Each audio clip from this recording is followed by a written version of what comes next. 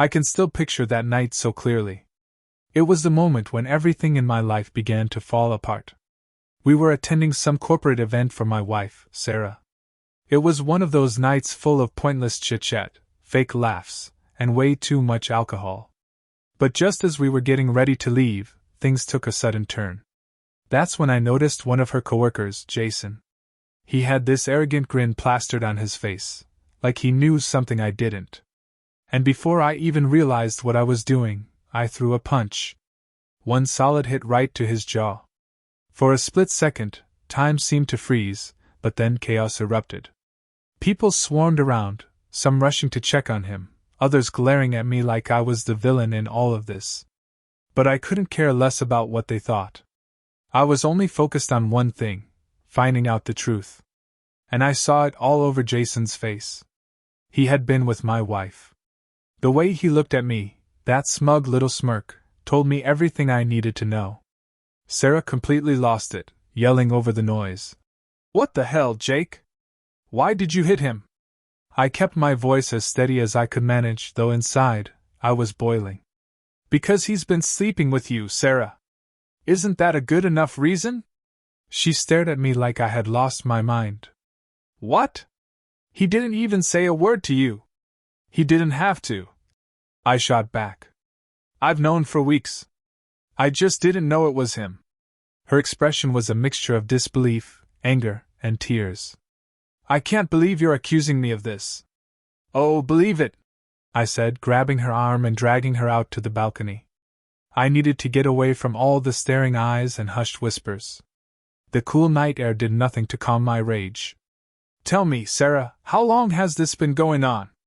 She didn't respond, just stood there, looking at me wide-eyed. Her silence was all the confirmation I needed. At that moment, I knew it was over. Whatever we had was broken beyond repair. But I still needed her to say it. My heart was pounding, but I forced myself to keep my voice steady. Sarah wiped her face, trying to collect herself, but the tears kept flowing. "You're making this worse, Jake," she shouted, her voice cracking. I wasn't going to let her turn this around on me. "Just tell me the truth, Sarah. How long have you been with him?" Her lips trembled as she stammered. I haven't been with him. I'd never do that to you." I was done with the lies. "Stop pretending. Do you think I haven't noticed? The way you've been acting these past few weeks? Did you really think I was that clueless?"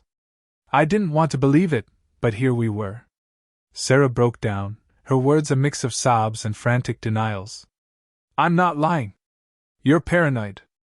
I love you, Jake. I wouldn't. I couldn't." I shook my head, pulling out a cigar from my pocket. It was the one she had given me for my last birthday. Back then, it had meant something to me, a symbol of our bond, or at least I had thought so. Now, it just felt like a cruel joke, a reminder of how blind I'd been. I sat down next to her, lighting the cigar, letting her cry beside me. Her tears didn't move me anymore. "Sarah, I've been piecing this together for weeks. The little comments you make when we're with friends, the jokes about me behind my back, the casual remarks that seemed harmless at the time. I didn't catch on at first, but those jokes, they weren't innocent. You were testing the waters, trying to get everyone on your side before you left me." She looked confused, her eyes swollen and red. "What are you talking about?" "They were just jokes, Jake. I didn't mean any of it." I let out a bitter laugh. "Right. It's all just fun and games until it isn't. You think I didn't notice the way you laughed with your friends, making jokes about how I snore too loud or how I don't do enough around the house? It's like you were setting the stage, preparing to make me the bad guy so you could walk away guilt-free. I didn't mean it like that," she muttered through her sobs. I sighed, the weight of her betrayal sinking even deeper. "Sarah, the truth's out now. You've been seeing him, haven't you? You've been with Jason, and now you need to face it." Her silence said more than any words could. We sat there in silence for what felt like hours, though it was probably only a few minutes. The party was still going on inside, the sounds spilling out onto the balcony, but it felt distant, like it belonged to a different reality. My world, the world I thought I knew, was falling apart, and there was no way to stop it. Sarah sat slumped in that metal chair, the same one where she'd been laughing just hours earlier. Now, she looked completely defeated. "Jake, I never wanted it to end like this." "Well, it has," I said coldly, exhaling a puff of smoke into the night air. "And you're the one who made it end this way." She shook her head slowly, her hands trembling as she wiped at her tears. "It wasn't supposed to happen. I didn't plan any of this. I don't even know how it got this far." I leaned in closer, locking eyes with her. "Then explain it to me, Sarah. Walk me through it. How did you go from being my wife to being with him? Did it start as some innocent conversation that spiraled out of control? Or were there weeks of flirting, secret texts late at night, and stolen moments?" I needed answers. She winced when I said, "Affair," like the word itself cut her deeper than anything else I could have thrown at her. But I wasn't going to let her off easy. I needed her to own up to it. I had to hear her say the words, no matter how much it hurt. "I don't know, Jake," she whispered. "It started off small. At first, it was just casual talk. He was easy to talk to, and I didn't think anything would come of it. And yet here we are," I snapped back. "So clearly it turned into something." She nodded, her voice growing softer. "It only happened once at first. I felt awful about it, but once I crossed that line, I couldn't stop. I already felt guilty, so I figured, what's the point in pretending I could fix it?" Hearing those words felt like a punch to the gut. I'd suspected for weeks, but hearing her say it made it real in a way I wasn't ready for. "So you just kept going," I said flatly, my voice drained of emotion. "You figured I've already cheated, might as well keep doing it, right?" She nodded again, the guilt etched deeply into her face. "I didn't know how to stop. I hated myself for it, but I couldn't face you. I didn't know how to tell you. And Jason, he didn't mean anything, not really. I didn't care about him. And yet you threw everything away for him," I replied, bitterness seeping into my voice. "You risked our marriage, our life together, for what? A guy who doesn't even matter to you." Sarah broke down, sobbing, her hands covering her face. But by then I was numb. Her tears didn't move me anymore. I couldn't feel sorry for her, not after all this. The cold night air seemed to sharpen everything, making the reality of it all cut even deeper. I sat there, puffing on the cigar she'd given me for my birthday, watching as Sarah fell apart in front of me. It was strange. I always thought if I ever went through something like this, I'd be filled with anger, but all I felt was emptiness. Just this dull, hollow ache that I knew wasn't going anywhere anytime soon. "So, what happens now?" I asked, not expecting much of an answer. "Are you going to run off with him, or are you just planning to string me along a little longer?" Sarah wiped her face again, her eyes swollen and red from crying. "I don't want to be with him, Jake. I never did. He was just... I don't even know how to explain it. I was confused, and he was there." I let out a bitter laugh, shaking my head. "Confused? That's your excuse? You think that makes it any better? You still did it, Sarah. You still chose him over me." "I didn't choose him," she whispered. I felt trapped. Like my whole life had been planned out for me, and I didn't have a say. Our marriage, our daughter, our future, it all felt like something I was just going through the motions with, not something I actually wanted anymore. Her words hit harder than I expected. This wasn't just about the cheating. She wasn't only confessing to the affair, she was admitting she didn't want the life we'd built. And worse, it seemed like she'd felt this way for longer than I'd ever realized. "Trapped?" I repeated, disbelief in my voice. "Sarah, I've given you everything. Love, freedom, support, you've had it all. How could you feel trapped?" She looked down at her hands, avoiding my eyes. "I didn't mean it like that. I don't know how to explain it. It's not your fault." I leaned forward, resting my elbows on my knees. "Then whose fault is it, Sarah? Because it sure as hell isn't mine. I didn't make you cheat. I didn't make you lie. That was all you." She finally looked up at me, her eyes filled with regret. I know. I'm sorry, Jake. I really am. Sorry doesn't fix this, I said quietly. Sorry doesn't erase what you've done. It doesn't bring back the trust or the love we had. You can't just say sorry and expect everything to go back to how it was. She nodded, knowing full well her apologies couldn't undo the damage. I know. I don't expect you to forgive me.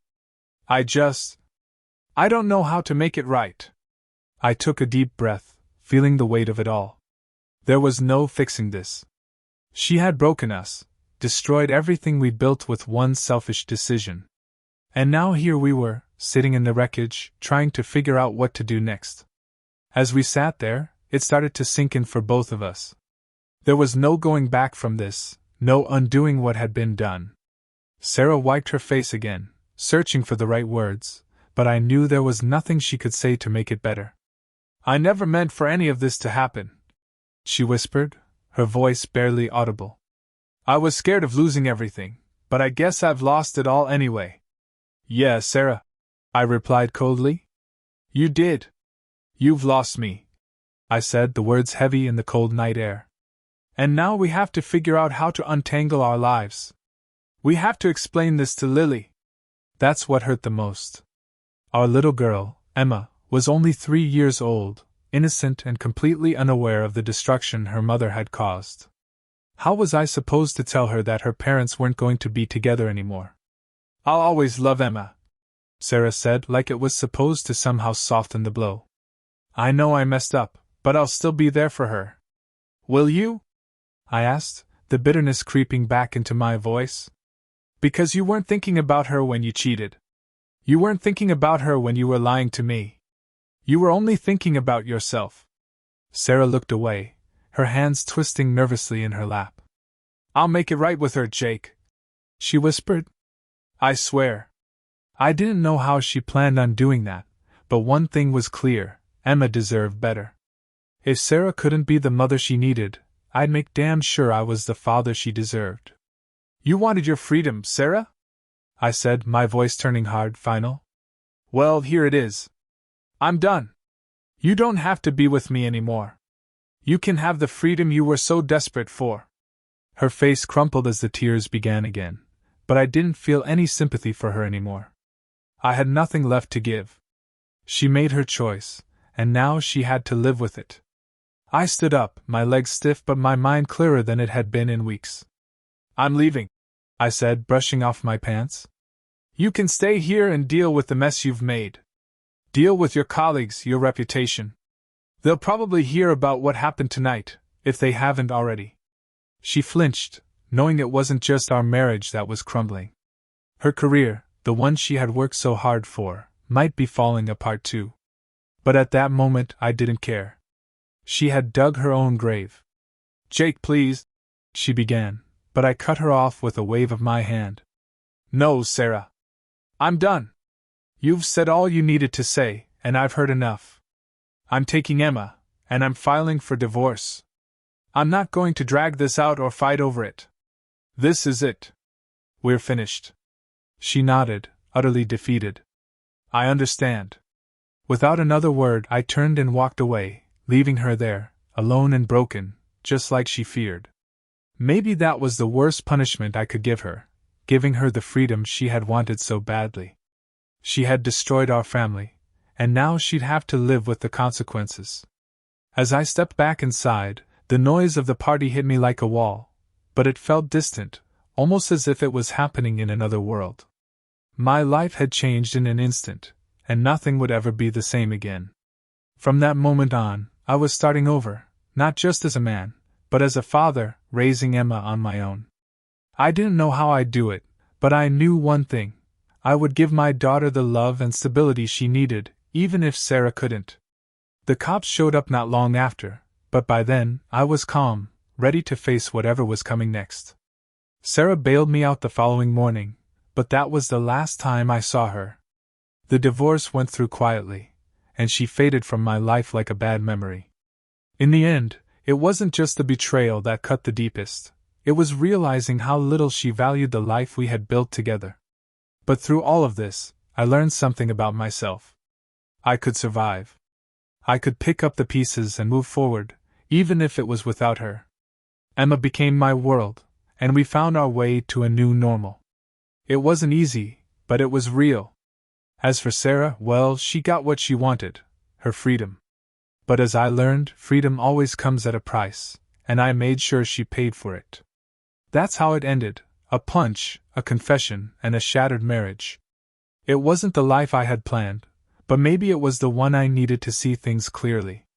Sometimes love isn't enough to keep two people together, and sometimes, walking away is the best thing you can do.